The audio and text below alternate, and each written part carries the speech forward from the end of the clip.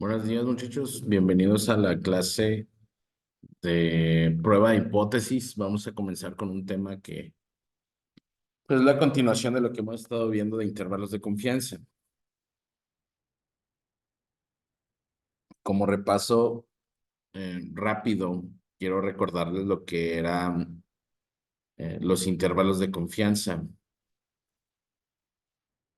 Cuando estamos analizando una población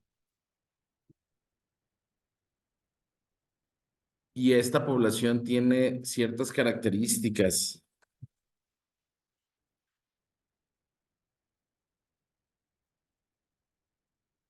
como son el tamaño de la población, como es una media, como es una desviación estándar, o en otros casos, una proporción.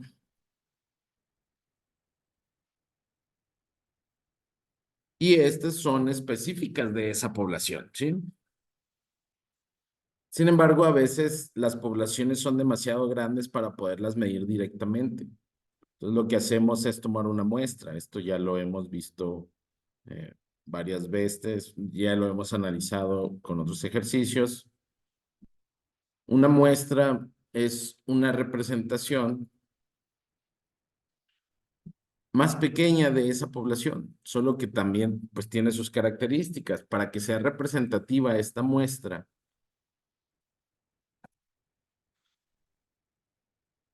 pues tiene que tener un método de cómo extraer esta muestra de esa población. En realidad son elementos definidos, individuales, que conforman esa muestra, elementos de la población que pues generalmente los extraemos de forma aleatoria. Esa muestra tiene que ser representativa, es decir, si la población tiene un tamaño específico, la muestra debe tener un tamaño representativo a la población. Si la población es infinita, pues la muestra también debe tener una representación en tamaño lo suficiente como para ser válidos los parámetros que se midieran en la muestra sobre la población. Entonces, esta muestra también le podemos medir ciertos parámetros. Vaya, aquí ya estamos hablando del tamaño de muestra. También hablamos de media, también hablamos de desviación estándar y también hablamos de proporción. Lo que hemos visto en clase estos últimos días es, en base a esta muestra podemos hacer inferencia. ¿A qué me refiero con inferencia? Pues midiendo la muestra podemos definir cómo se comporta esta población. En ese sentido, esa inferencia, pues puede ser definida con varias características. La primera de ellas es que podemos hacer una inferencia puntual. Si la muestra es representativa de la población, si se obtuvo aleatoriamente y tiene estas características que les mencionaba, bueno, y calculamos la media de la muestra, podemos decir que la media de la muestra debería ser igual a la media de la población.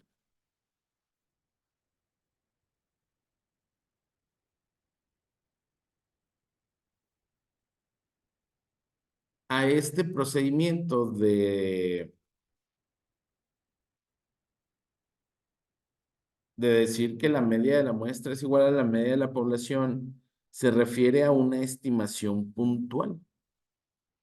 Es decir, la media de la muestra es la misma de la media de la población. La desviación de la muestra es la misma desviación de la población. ¿Por qué? Porque partimos de ese concepto de que la muestra es representativa de la población. Sin embargo, pues generalmente no nos ofrece mucha información la estimación puntual sobre los criterios que debemos tomar en cuenta al momento de tomar una decisión. Y es clásico el ejemplo que les pongo sobre, eh, podemos hacer una aseveración de un vehículo en específico, de un Tesla, y podemos hacer una aseveración muy generalizada sobre cuál es el rendimiento de un vehículo Tesla. Un vehículo Tesla nuevo de agencia. Ellos generalmente te dicen cuando lo compras, bueno, mira, con carga completa, la batería, con la batería cargada completamente, tú vas a poder avanzar 400 kilómetros. Esa es una aseveración, bueno, sí nos da información sobre cómo funciona el vehículo, pero no es real. Nos están dando un promedio. Entonces nosotros podríamos esperar que si compramos un Tesla nuevo, lo ponemos a cargar completamente o ya viene cargado completamente, podríamos esperar de que si lo conducimos por la ciudad, nos va a aguantar 400 kilómetros de autonomía, es decir, antes de que deje de funcionar el auto. Sin embargo, sabemos que eso no es cierto. Sabemos que la batería se va a empezar a cargar, a descargar a veces más rápido, a veces más lento. Hay otros factores que influyen en cuánto te dura la autonomía de tu vehículo Tesla. Sabemos que es la temperatura del medio ambiente, el camino donde lo conduces, si es autopista, si es ciudad, etcétera, etcétera. Entonces, podríamos esperar una variación en esa aseveración que nos están haciendo los fabricantes. Entonces, una forma de brindar más información, como lo vimos en clase, es hacer inferencia por intervalos de confianza.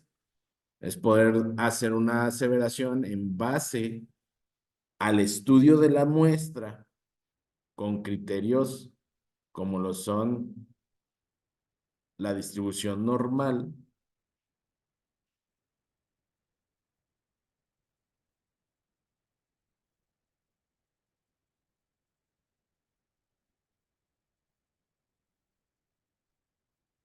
Ay, permítame un momentito que estoy grabando. Les comentaba que calculábamos intervalos de confianza en base al estudio de los parámetros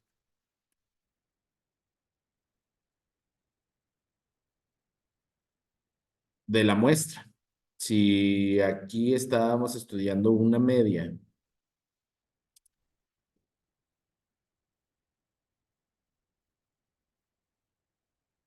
pues precisamente nosotros calculábamos intervalos de confianza, límite inferior y el límite superior. Intervalo de confianza del límite superior.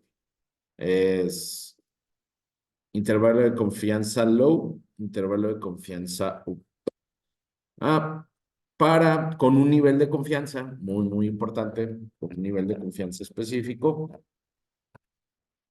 que podría rondar el 90%. Entonces, no es lo mismo decir que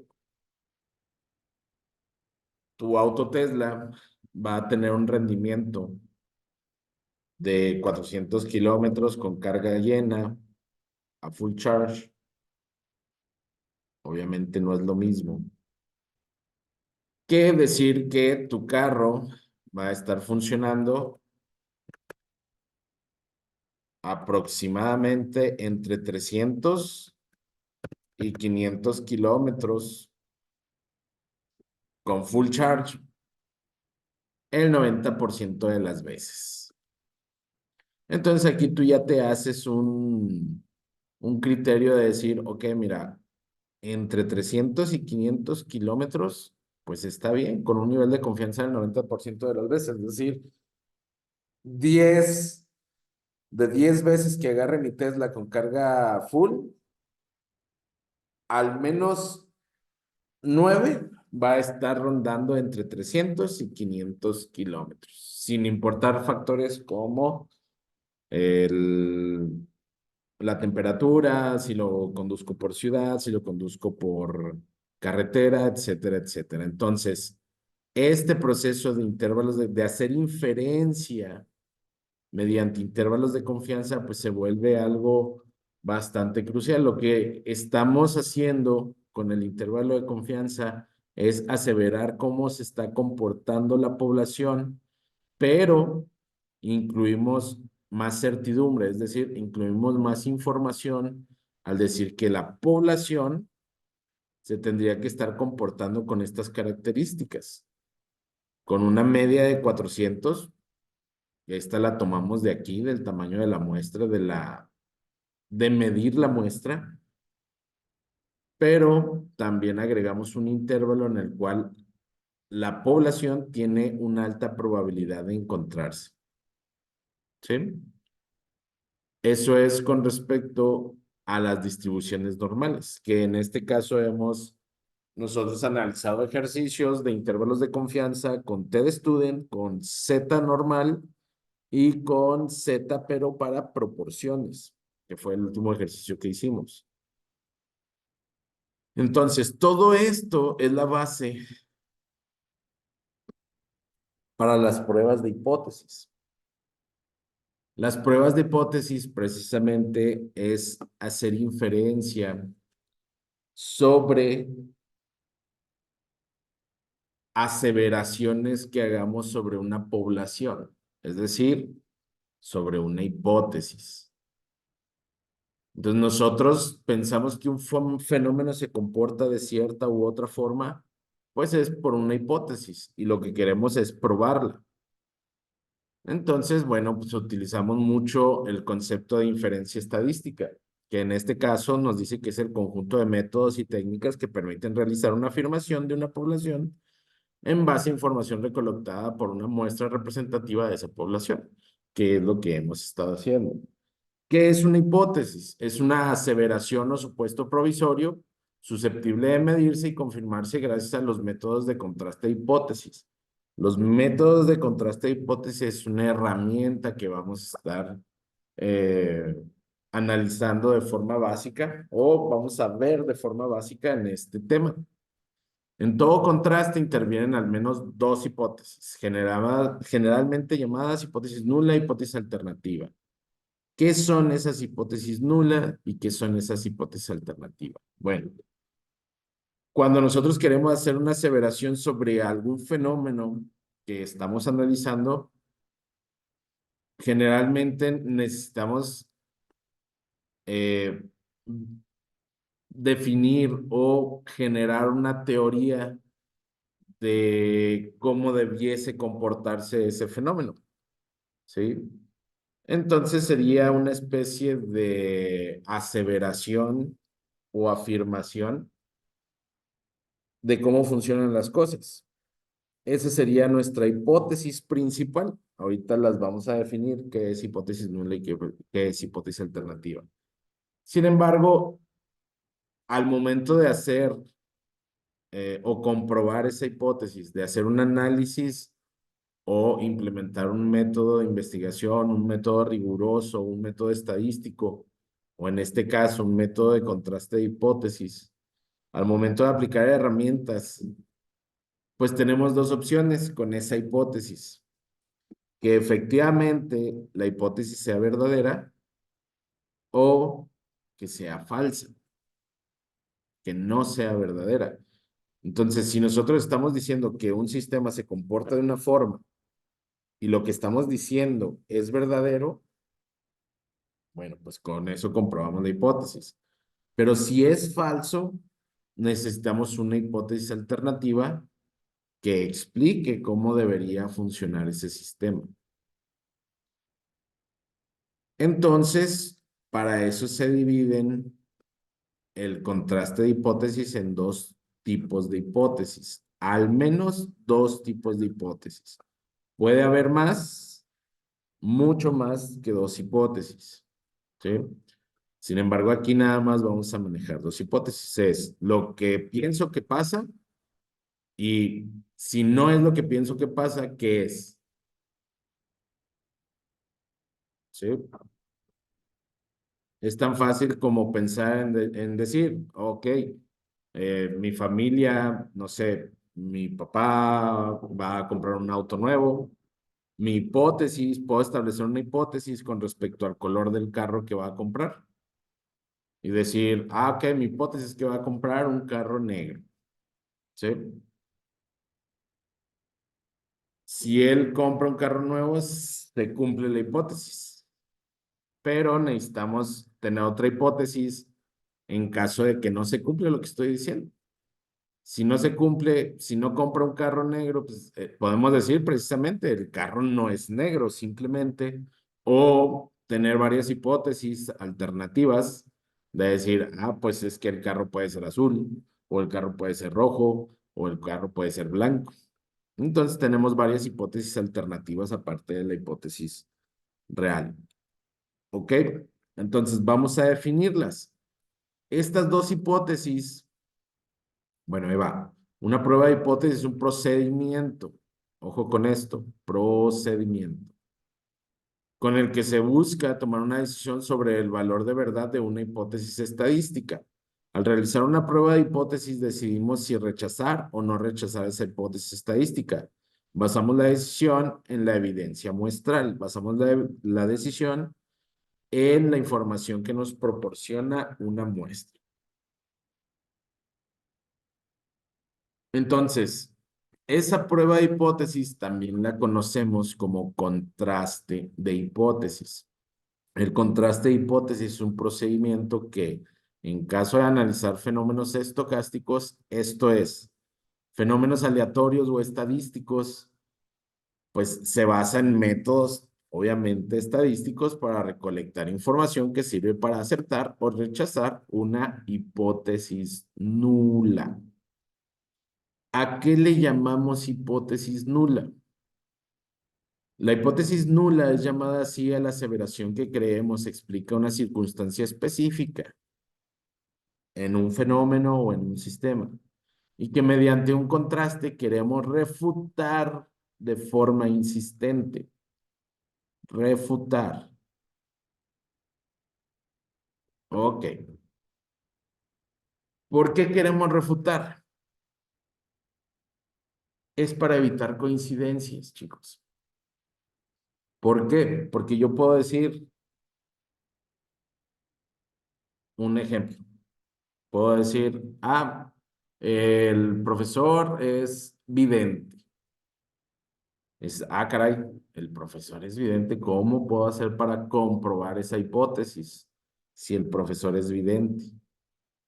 Me dice, ok, le vamos a hacer una prueba que nos diga cómo va a estar el clima mañana. Ese sería el procedimiento, el contraste de hipótesis. Estoy recopilando información para precisamente rechazar la hipótesis de que el profesor es vidente. ¿Ok? Ok. La hipótesis o el problema es, o la situación, el fenómeno es medir si el profesor es vidente o no. El profesor está diciendo que es vidente, etcétera. Se genera una hipótesis.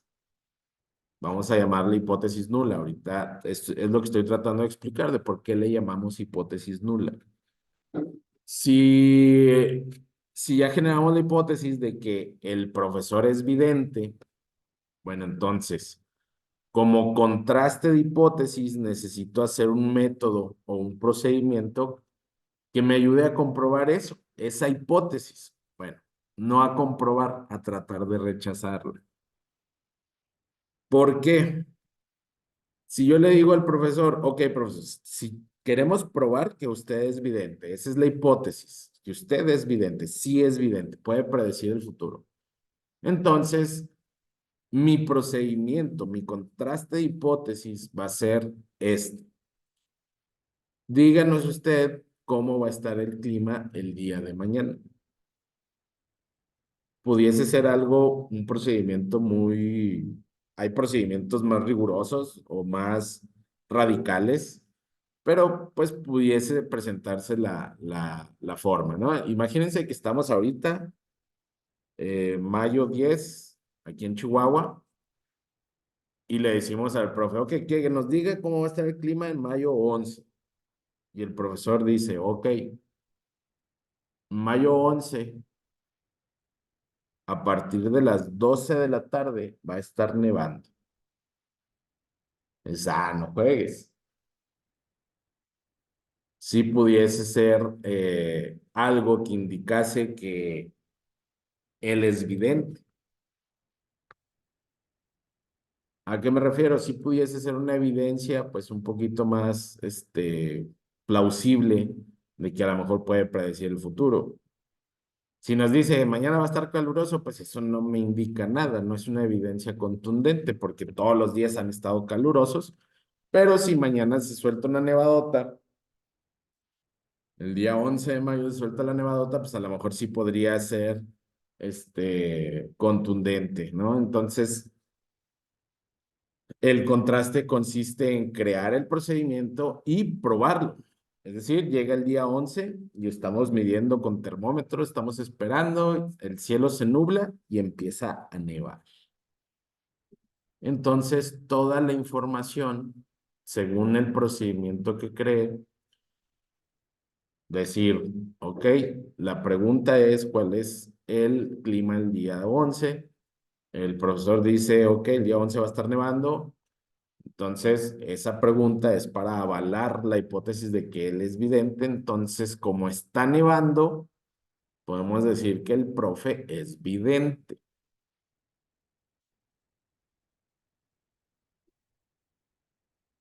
Entonces, bajo este procedimiento decimos que el profe es vidente, pero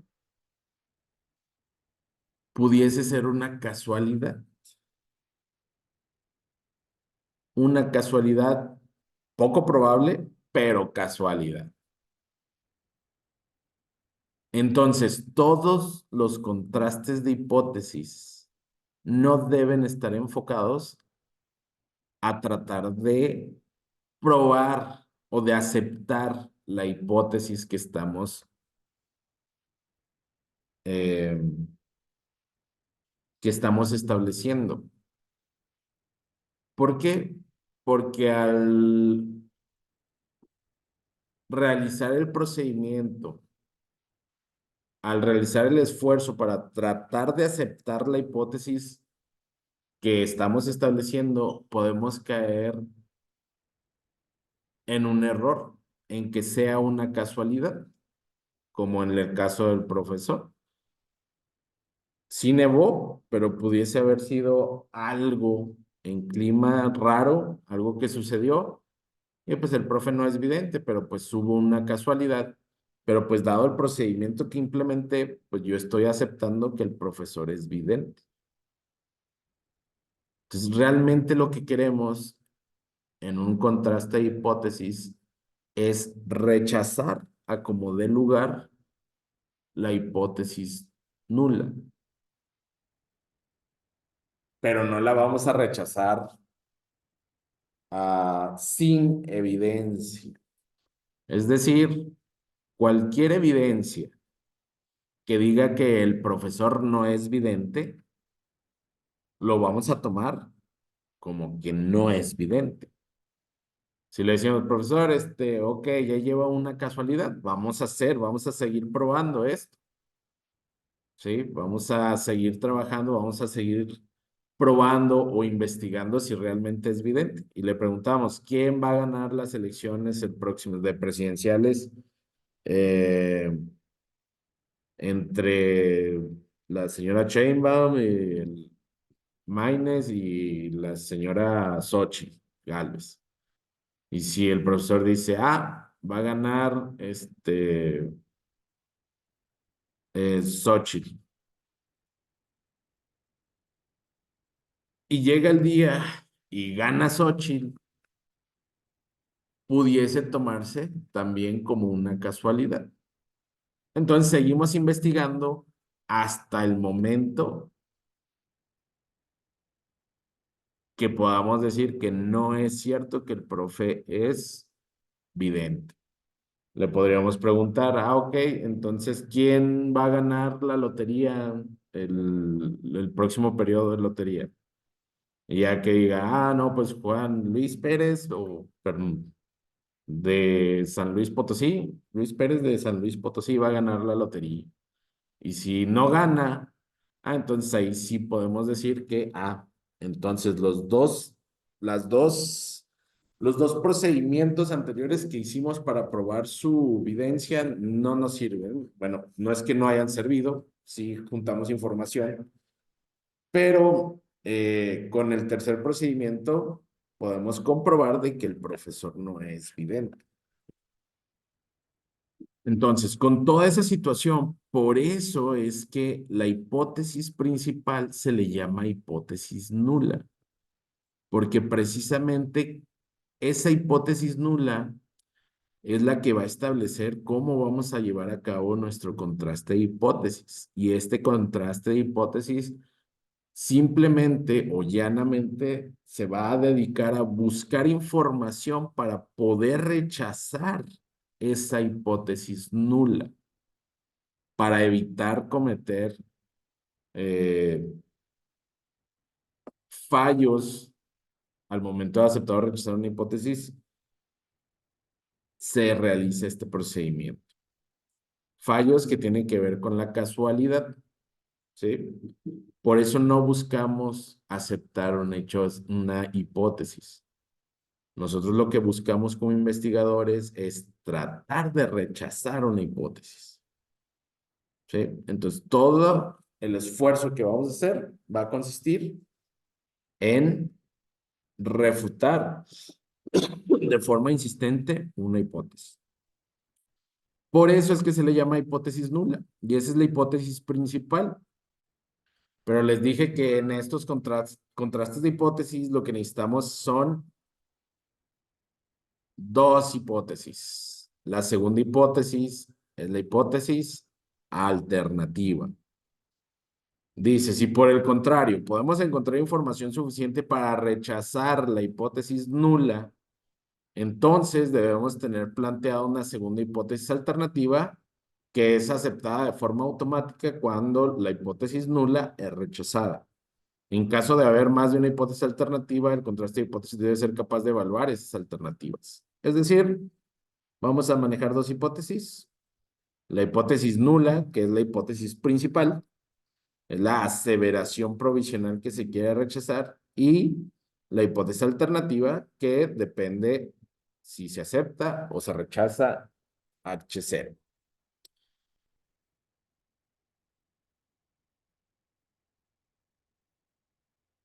De forma muy general, les puedo alentar eh, cómo vamos a estar realizando las pruebas de hipótesis.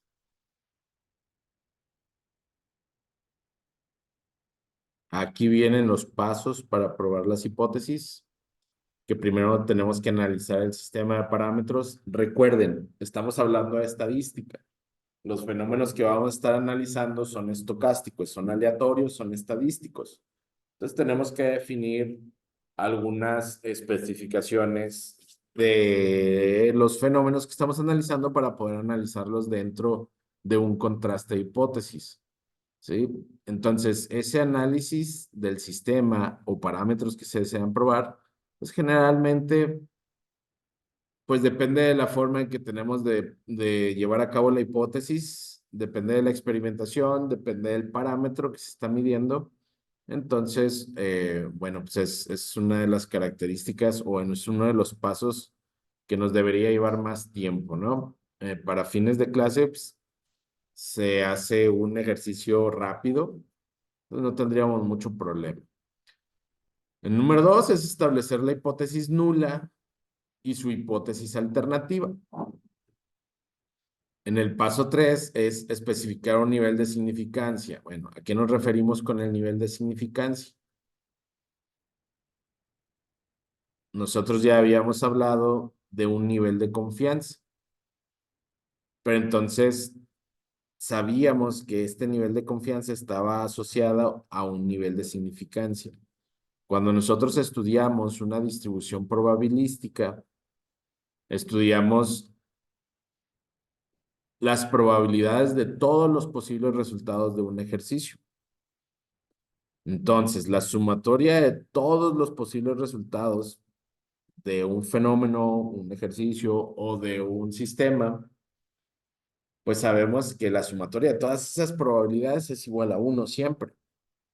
Si establecemos un nivel de confianza alto, un 90%, sabemos que tenemos una, un nivel de significancia, un nivel alfa de, de contraste, ¿no? Digamos que es una forma de dividir eh, esas probabilidades, un nivel de confianza y un nivel de significancia. En un intervalo de confianza nos indica que esto sería lo más probable de suceder y esto, aunque puede suceder, sería lo menos probable.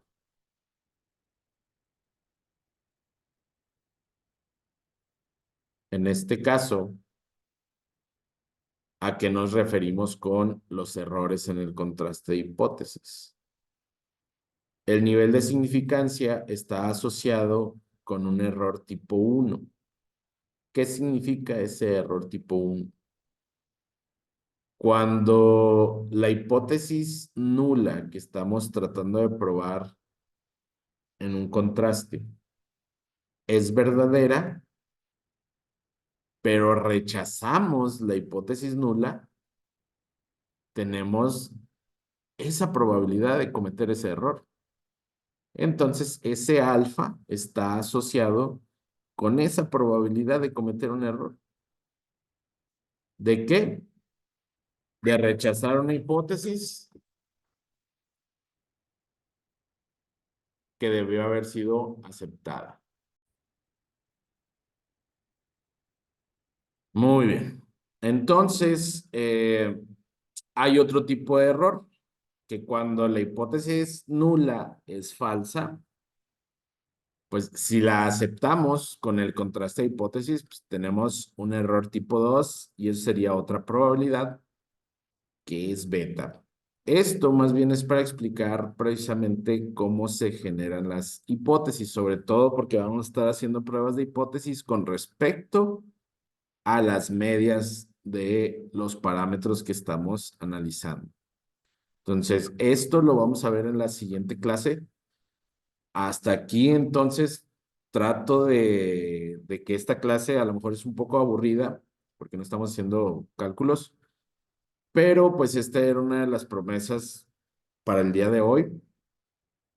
Nada más tienen que comprender qué significa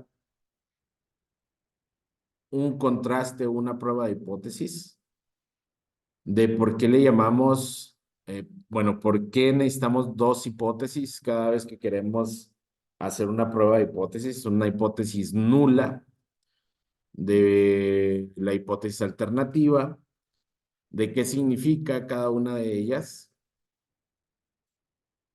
y de la forma en que tratamos de comprobar esa hipótesis. Esa sería la clase de hoy, muchachos. Espero que les sirva. Si no comprenden bien lo que son los conceptos, bueno, pues este video les puede ayudar mucho en eso. Muchas gracias.